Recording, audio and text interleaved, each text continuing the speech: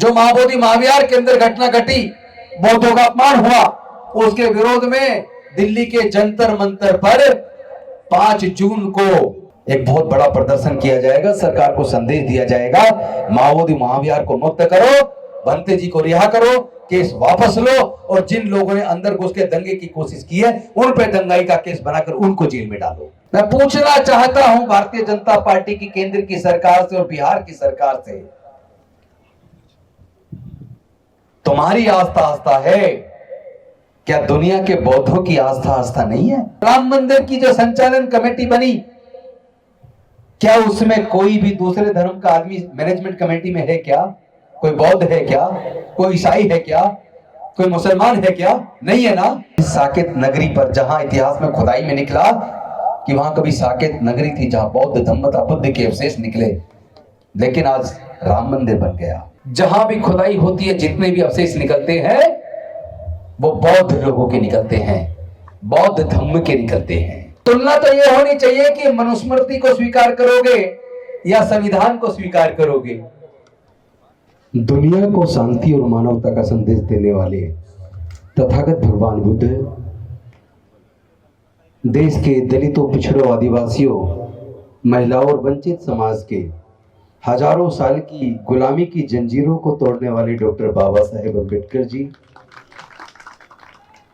और बहुजन समाज के सभी महापुरुषों के चरणों में कोटि कोटि नमन करते हुए आदरणीय भिक्खु संघ, आदरणीय भीमराव जी, आदरणीय धीरू भाई जी, प्रोफेसर रतन लाल जी,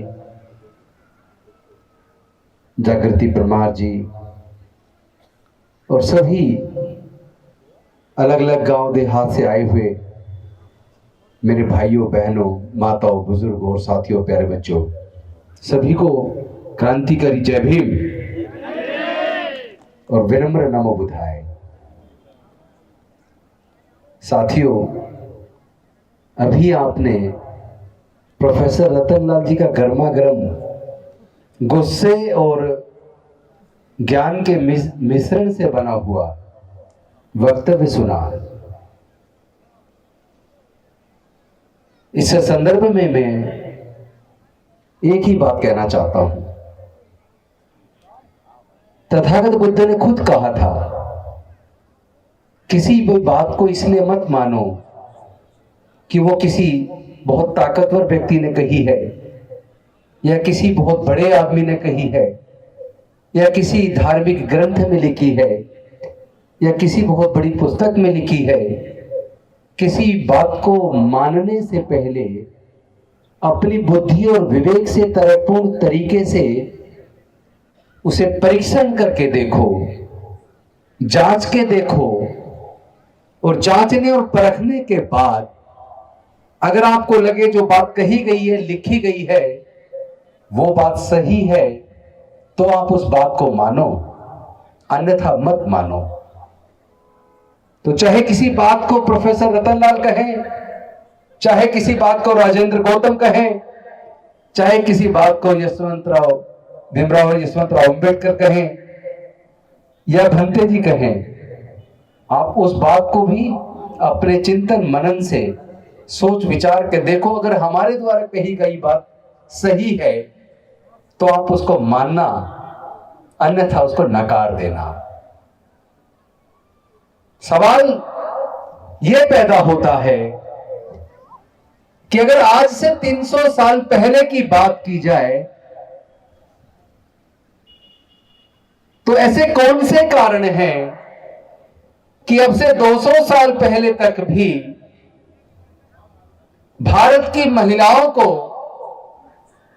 पढ़ने का और ज्ञान अर्जित करने का अधिकार नहीं था, चाहे वो किसी भी जाति और किसी भी धर्म की महिला हो।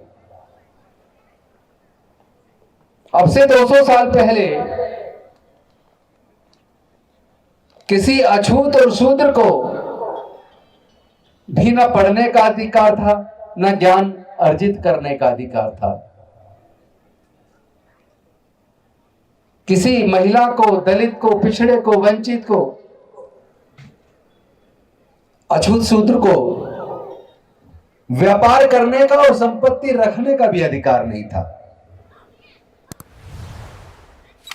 अगर आप बुद्ध को मानते हैं और बुद्ध के विचार को जानते हैं, अगर आपने अपने इतिहास को पढ़ा है तो आपने इस बात को जान लिया होगा कि वो कौन से कारण हैं जिन कारणों ने देश की महिलाओं, देश के दलितों, देश के पिछड़ों, देश के आदिवासियों को शिक्षा से, संपत्ति से, ज्ञान से, व्यापार से दूर रखा। तो पढ़ने के बाद ये तो पता चल ही जाएगा, जिस प्रकार आज देश का शासन और देश की सामाजिक व्यवस्था डॉक्टर बाबा साहेब अंबेडकर जी के बनाए संविधान से चलती है, अब से 200 साल पहले वो सामाजिक व्यवस्था मनुस्मृति रूपी संविधान से चलती थी। अगर आप मनुस्मृति को पढ़ेंगे ही नहीं, मनुस्मृति का अध्ययन नहीं करेंगे, तो आपको यह पता कैसे चलेगा कि आपको पढ़ने से, ज्ञान से, संपत्ति से, व्यापार से वंचित किसने रखा? अगर आप ये पढ़ेंगे ही नहीं कि आपका पढ़ने का मार्ग किसने प्रशस्त किया, आपके कॉलेज के अंदर सीटें किसने रिजर्व की, आपके सरकारी नौकरी के द्वार किसने खोले, किसने आपको सरकारी नौकरियों में हिस्सेदारी, भागीदारी दी, किसने आपको सत्ता के अंदर हिस्सेदारी, भागीदारी दी? आप एमपी, एमएलए, ग्राम पंचायत के सदस्य, प्रधान, सरपंच, जिला पंचायत सदस्य, निगम पार्षद, ये जो बने, तो इस मार्ग को किसने खोला? अगर आप इसको पढ़ेंगे नहीं तो जानेंगे कैसे? लेकिन अगर पढ़ेंगे तो पता चलेगा कि ये रास्ता डॉक्टर बाबा साहेब अंबेडकर ने खोला और भारत का संविधान बताकर, मनुस्मृति का अंत करके इस देश की महिलाओं, इस देश के आदिवासी, इस देश के अछूत, शूद्र, उन सब के पढ़ने का, ज्ञान का, नौकरी का, व्यापार का सारे रास्ते, यहां तक कि एक मानवता का दर्जा देने का मार्ग, ये डॉक्टर बाबा साहेब अंबेडकर जी ने भारत का संविधान बनाकर आपका खोल दिया। तो तुलना तो यह होनी चाहिए कि मनुस्मृति को स्वीकार करोगे या संविधान को स्वीकार करोगे। इस पे बात होनी चाहिए कि नहीं होनी चाहिए? कुछ लोग आज भी मनुस्मृति की बात कर रहे हैं, तो वो कौन लोग हैं जो डॉक्टर बाबा साहेब अंबेडकर के बनाए हुए उस संविधान को, जो समता, स्वतंत्रता, बंधुता, न्याय, प्रज्ञाशील और करुणा, मैत्री की बात करता है, जो इंसान इंसान के अंदर भेद को खत्म करके इंसान इंसान में बराबरी का वातावरण बनाता है, तो वो संविधान मानवता के लिए हितकारी है? या जो इंसान इंसान में भेद पैदा करे, इंसान को जानवर से भी बदतर जिंदगी जीने के लिए मजबूर करे, वो मनुस्मृति बेहतर है? यह अंतर तो आपको पढ़ने से, ज्ञान से ही आएगा। साथ ही साथ इस बात पर भी चिंतन मनन होना चाहिए कि पूरे सेंट्रल एशिया में, म्यांमार से लेकर, म्यांमार से आप शुरू कीजिए, उसके बाद बांग्लादेश, भारत, तिब्बत, नेपाल, पाकिस्तान, अफगानिस्तान, ईरान, इस पूरे अखंड भारत, जो कभी अखंड भारत था सम्राट अशोक के टाइम पर, इस पूरे भारत में कहीं पर भी अगर खुदाई होती है तो उसमें केवल और केवल तथागत बुद्ध ही क्यों निकलते हैं? शिलालेख निकलते हैं। जितनी भी सांस्कृतिक विरासत जमीन के सीने से बाहर निकलती है खुदाई में, वो सारी की सारी, चाहे हड़प्पा संस्कृति से आप देखें, सिंधु घाटी की सभ्यता से देखें, और आज तक भी जहां भी खुदाई होती है, जितने भी अवशेष निकलते हैं वो बौद्ध लोगों के निकलते हैं, बौद्ध धम्म के निकलते हैं। क्या आज तक किसी भी खुदाई में, चाहे वो खुदाई वर्मा के अंदर, म्यांमार के अंदर हुई हो, चाहे वो खुदाई बांग्लादेश के अंदर हुई हो, चाहे वो खुदाई भारत के अंदर हुई हो, चाहे वो खुदाई नेपाल के अंदर हुई हो, चाहे वो खुदाई पाकिस्तान के अंदर हुई हो, चाहे वो खुदाई अफगानिस्तान के अंदर हुई हो, मैं आप सबसे पूछना चाहता हूं, जो पढ़ते हैं, क्या कोई मुझे बताएगा आज तक बुद्ध से अलग किसी और के अवशेष निकले हैं क्या? अगर नहीं निकले तो वो कौन लोग हैं जिन्होंने बुद्ध के धम्म को, बुद्ध के साहित्य को, बुद्ध की विरासत को, भारत की पहचान को, भारत की उस गौरवशाली बुद्धिस्ट व्यवस्था को किसने खत्म किया? बुद्ध के साहित्य को किसने जलाया? आज हमारे देश के प्रधानमंत्री भारत से बाहर कहीं भी जाते हैं, किसी भी देश में जाते हैं, तो वो कहते हैं मैं बुद्ध के देश से आया हूं। जानते हैं ये क्यों ऐसा बोलते हैं? क्योंकि पूरी दुनिया भारत को बुद्ध के रूप में जानती है, बुद्ध के देश के रूप में जानती है।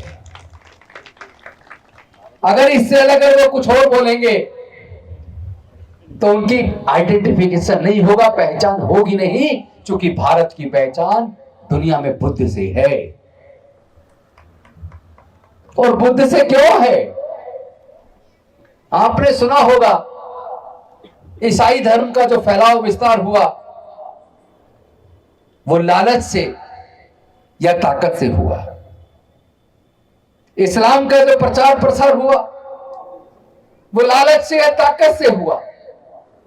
लेकिन क्या दुनिया में कोई भी ऐसा एग्जाम्पल बताओगे कि बुद्ध धम्म का प्रचार प्रसार कभी किसी ने ताकत से किया हो या किसी को लालच देकर किया हो? तो क्या कारण है कि अमेरिका में बहुत तेजी से बौद्ध धर्म बढ़ रहा है, ऑस्ट्रेलिया में बहुत तेजी से बौद्ध धर्म बढ़ रहा है? यूएनओ की रिपोर्ट बताती है 2050 तक आधे से ज्यादा यूरोप बौद्ध हो जाएगा। ऑलरेडी 50 से ज्यादा बौद्ध देश हैं। तो जो धम्म भारत से निकला, और वो भी ज्ञान की भूमि भारत, और भारत में भी वो बिहार, जिस बिहार के गया में तथागत बुद्ध को संबोधि प्राप्त हुई थी, ज्ञान की प्राप्ति हुई थी, जिस जगह सम्राट अशोक ने महाबोधि महाविहार बनाया था, जिस महाबोधि महाविहार की मुक्ति का आंदोलन कभी श्रीलंका से आकर अनागरिक धम्मपाल जी ने 1891 में शुरू किया। जैसा प्रोफेसर रतनलाल जी ने भी उसमें बताया कि महाबोधि महाविहार की जांच के लिए कमेटी बनी थी और उस कमेटी की रिपोर्ट कहीं दबा दी गई। भारत आजाद हुआ तो Buddhist temple management committee act 1949 बना, जिसके अंदर यह व्यवस्था की गई कि गया जिले का डीएम उसका चेयरमैन होगा और उसके 8 सदस्य होंगे, 4 बौद्ध होंगे और 4 पंडित होंगे। मैं आपसे पूछना चाहता हूं, क्या किसी मस्जिद की मैनेजमेंट कमेटी में मुस्लिम से अलग, इस्लाम से अलग कोई दूसरा आदमी हो सकता है क्या? हो सकता है क्या? नहीं हो सकता। किसी गुरुद्वारे के मैनेजमेंट कमेटी में सिख धर्म को मानने वालों से अलग किसी दूसरे धर्म के लोग उसके मैनेजमेंट कमेटी में हो सकते हैं क्या? नहीं हो सकते। किसी गिरजाघर में, चर्च में, उसकी मैनेजमेंट कमेटी के अंदर उसको संचालन के लिए जो मैनेजमेंट कमेटी बनती है, उसमें क्रिश्चियनिटी से अलग मानने वाले कभी उसके क्या मैनेजमेंट कमेटी के मेंबर हो सकते हैं क्या? नहीं हो सकते। राम मंदिर जो बना जिस साकेत नगरी पर, जहां इतिहास में खुदाई में निकला कि वहां कभी साकेत नगरी थी जहां बौद्ध धम्म था, बुद्ध के अवशेष निकले, लेकिन आज राम मंदिर बन गया। क्या उस राम मंदिर की जो संचालन कमेटी बनी, क्या उसमें कोई भी दूसरे धर्म का आदमी मैनेजमेंट कमेटी में है क्या? कोई बौद्ध है क्या? कोई ईसाई है क्या?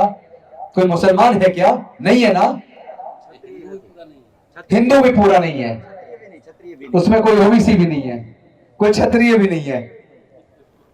तो मैं आप सबसे पूछना चाहता हूं, फिर महाबोधि महाविहार बौद्धों का मंदिर, पूरे दुनिया के बौद्धों का आस्था का केंद्र, उस महाबोधि महाविहार में 4 पंडे क्यों?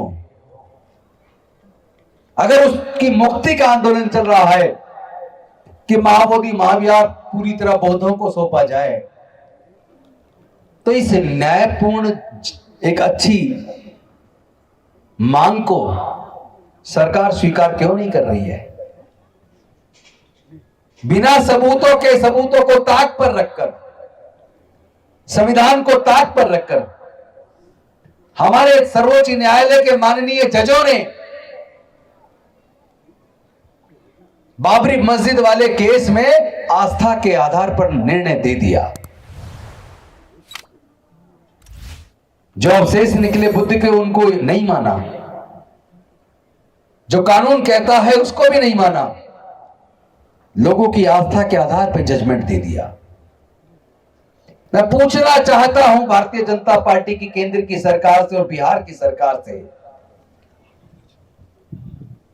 तुम्हारी आस्था आस्था है, क्या दुनिया के बौद्धों की आस्था आस्था नहीं है? क्या भारत के बौद्धों की आस्था नहीं है?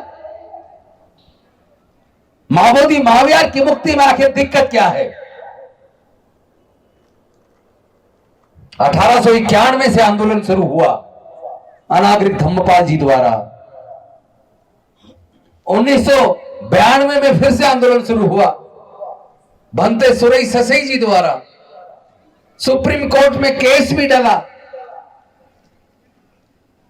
1 दशक से ज्यादा हो गया, अभी तक निर्णय नहीं आया। अभी पिछले मई के अंदर सुनवाई थी, 29 जुलाई लगा दी।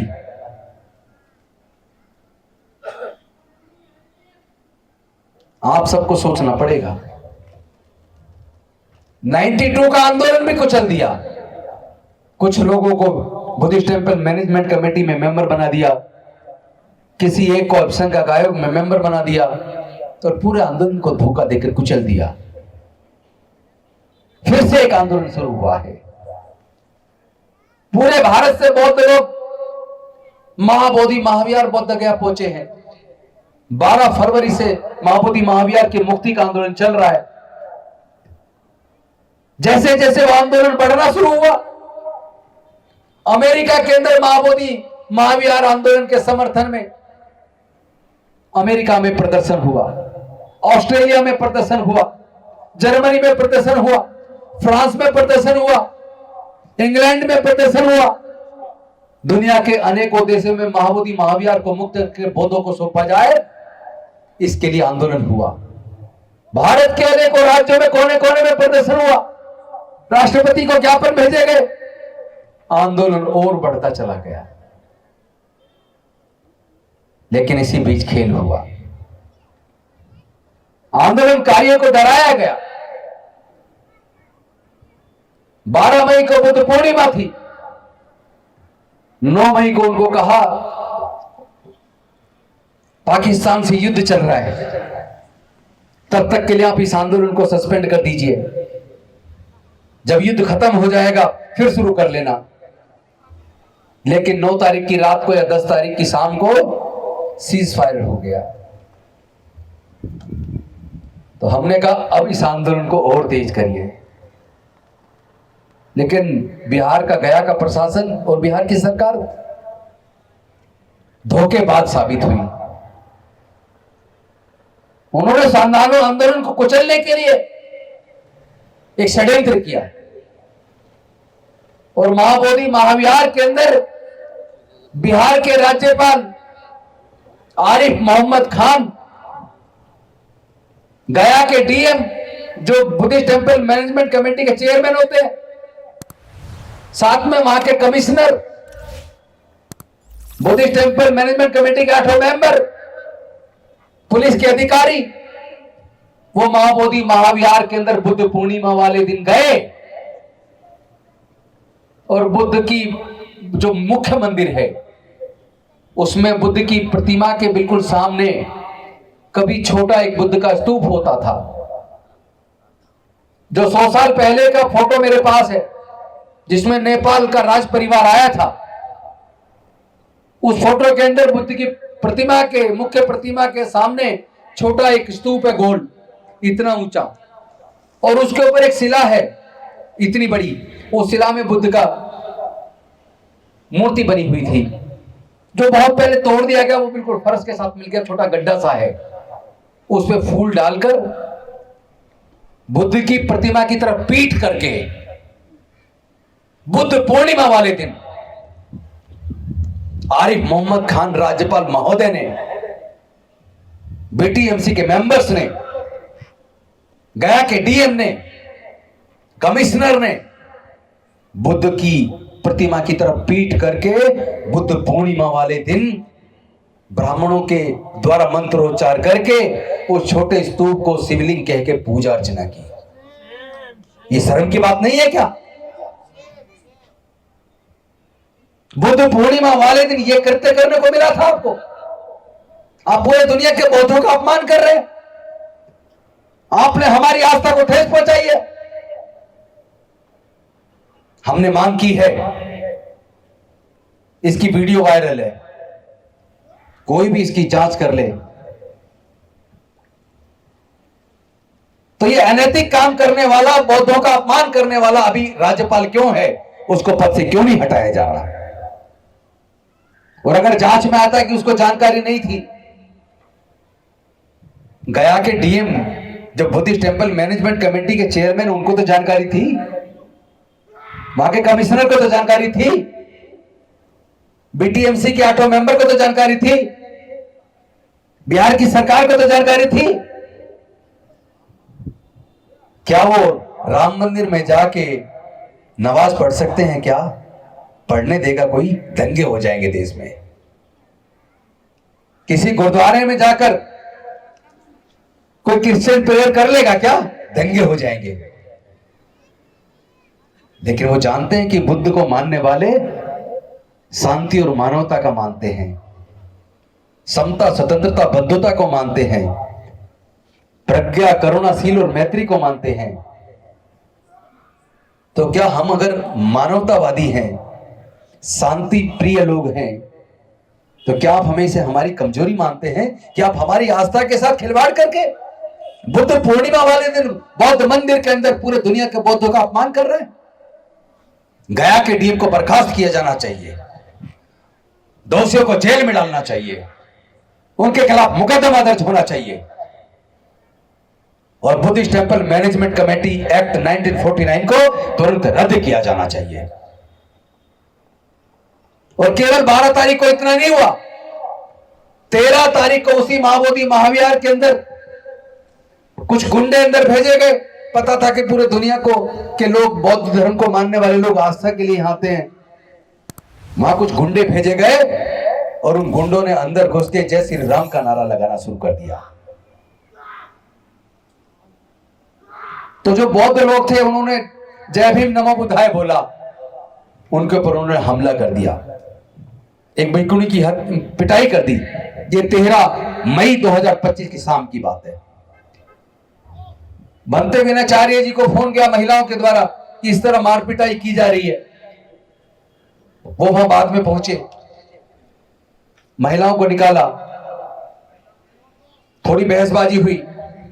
बिहार के प्रशासन ने झूठा हत्या का प्रयास करने का झूठा मुकदमा दर्ज करके, दंगे करने का प्रयास करने का झूठा मुकदमा दर्ज करके बनते विनाचार्य को जेल भेज दिया। 13 तारीख की रात को गिरफ्तार किया, 14 तारीख से 14 मई से वो जेल में है, जमानत नहीं हुई अभी। मैं पूछना चाहता हूं, जो लोग महाबोधि महाविहार के अंदर घुस के जय श्री राम का नारा लगा के जिन्होंने दंगे किए, उन पे मुकदमा दर्ज क्यों नहीं हुआ? वो जेल क्यों नहीं गए? आप हमें कमजोर समझते हैं क्या? कमजोर नहीं है। हम सरकार को अगर बनाना जानते हैं तो सरकार को जड़ से उखाड़ के फेंकना भी जानते हैं, और हम फेंक देंगे एक दिन।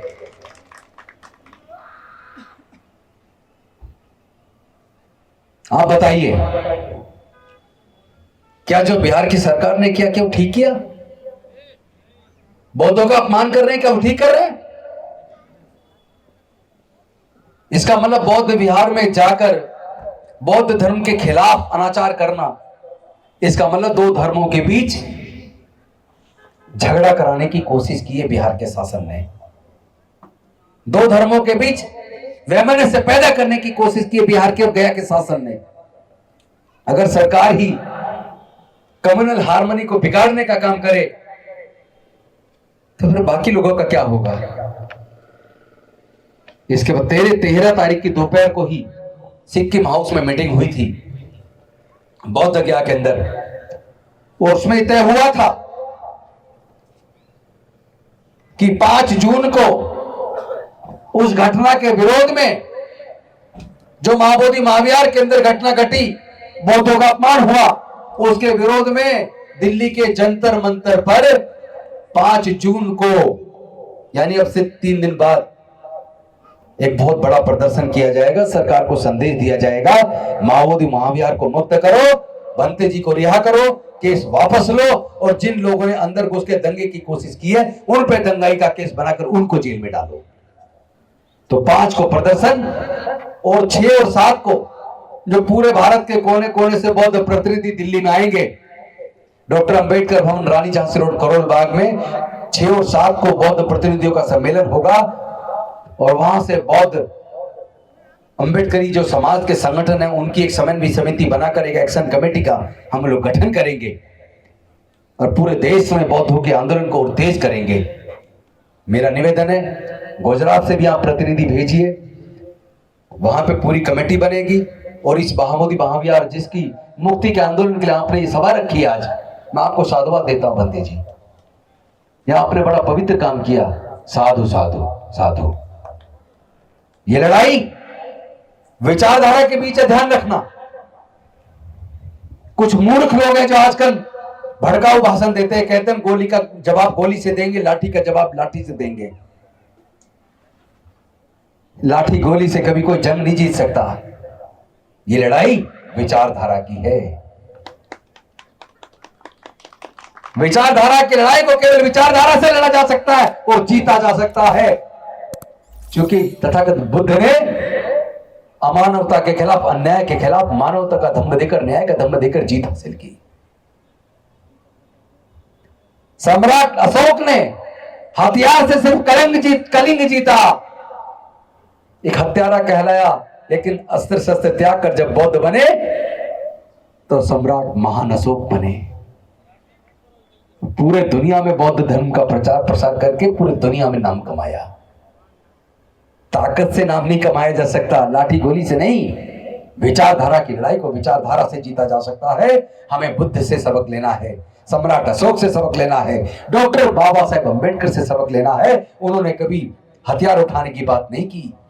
डॉक्टर बाबा साहेब अम्बेडकर जी ने बुद्धि और विवेक से, तर्क से, अपने ज्ञान से, सरकार के साथ डायलॉग करके, आर्ग्यूमेंट करके, अपने तथ्यों के आधार पर, ज्ञान के आधार पर सरकार को अपनी बात को मानने के लिए मजबूर किया, और उनके द्वारा जो किया उसका परिणाम यह हुआ, देश के करोड़ों लोगों की गुलामी टूट गई, भारत की महिलाओं की गुलामी टूट गई, शूद्रों और अछूतों की गुलामी टूट गई।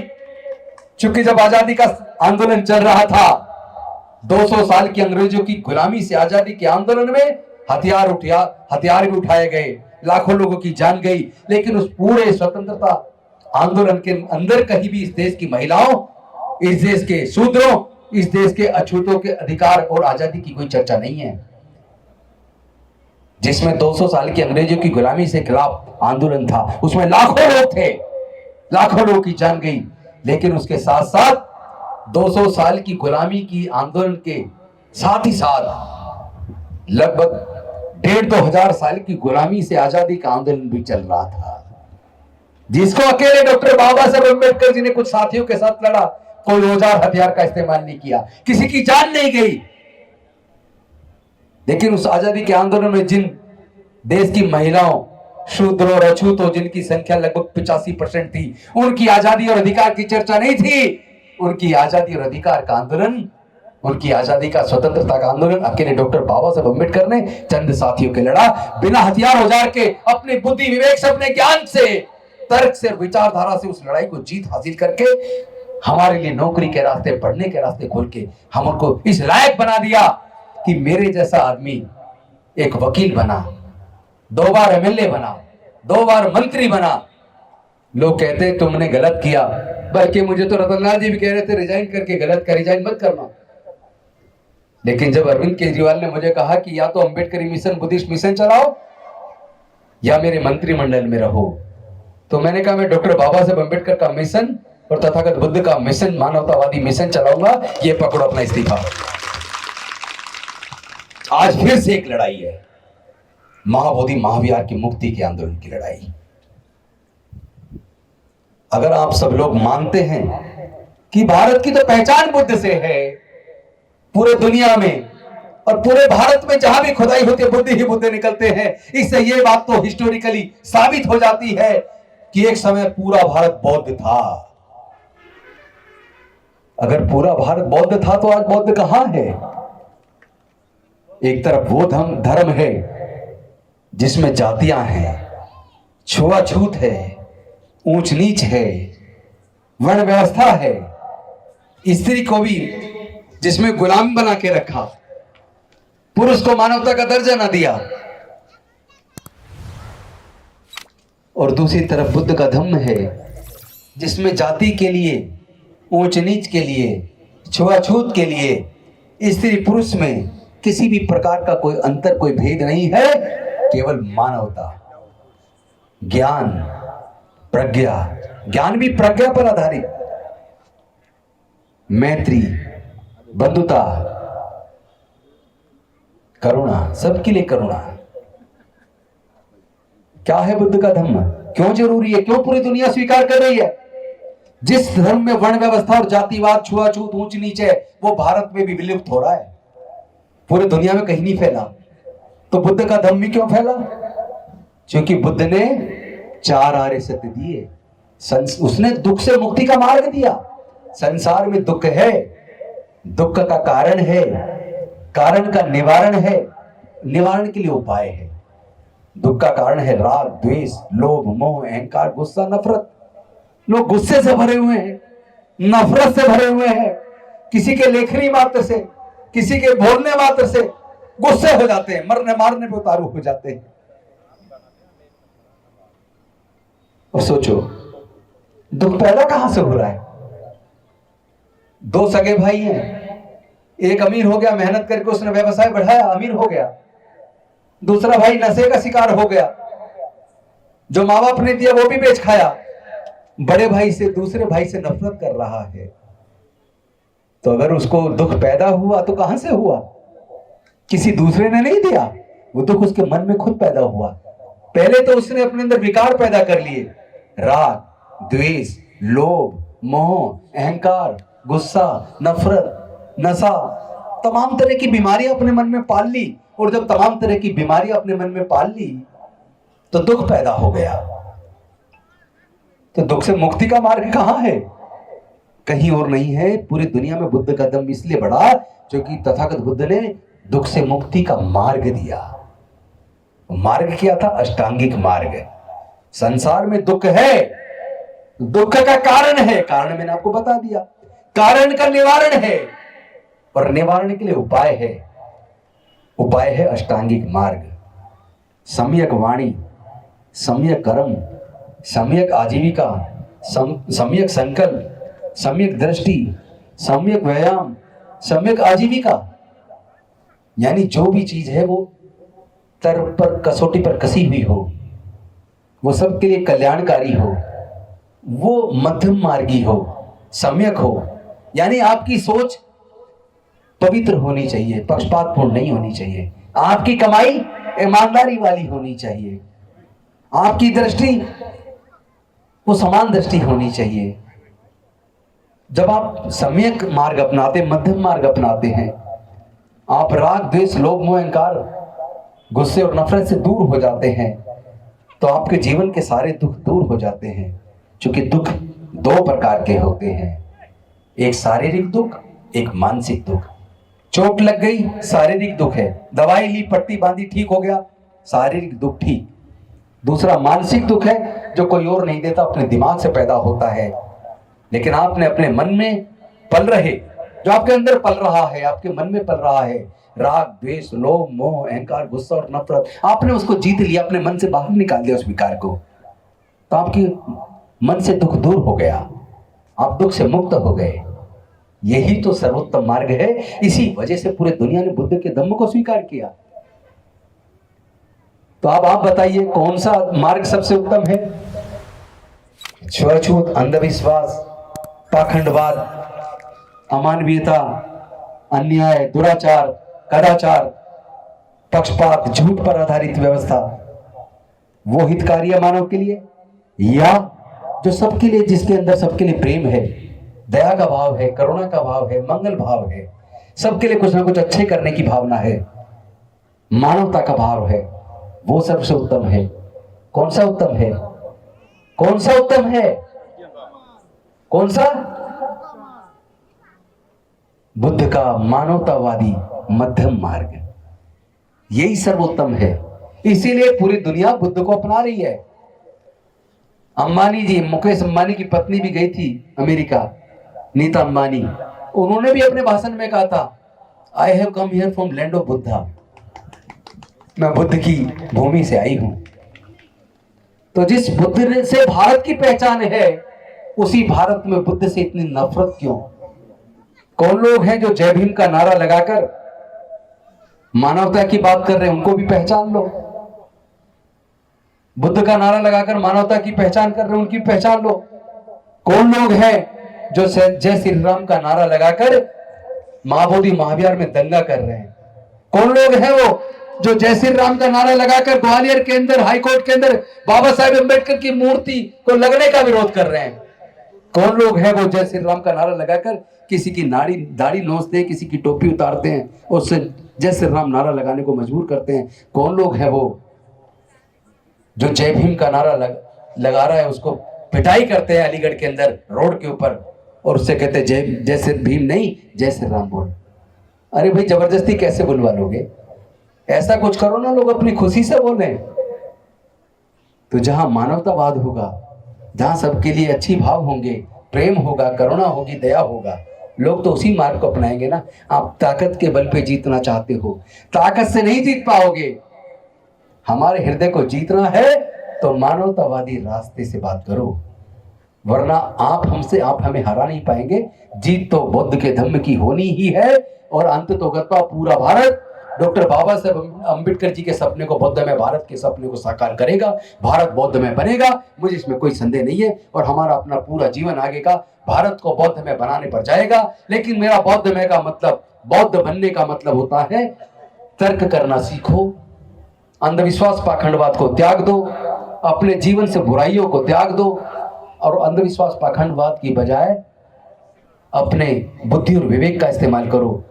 और इस्तेमाल करने के बाद जो बात आपको लगे ये मानव के लिए हितकारी है, ये तुम्हारे खुद के लिए भी हितकारी है, और ये ही सच्चाई है, उस बात को मानो, जिसे आप परीक्षण कर लो, और परीक्षण करने पे लेके ये सही है, उचित है, मानव के लिए हितकारी और खुद के लिए भी हितकारी है, उस बात को मानो, वरना मत मानो।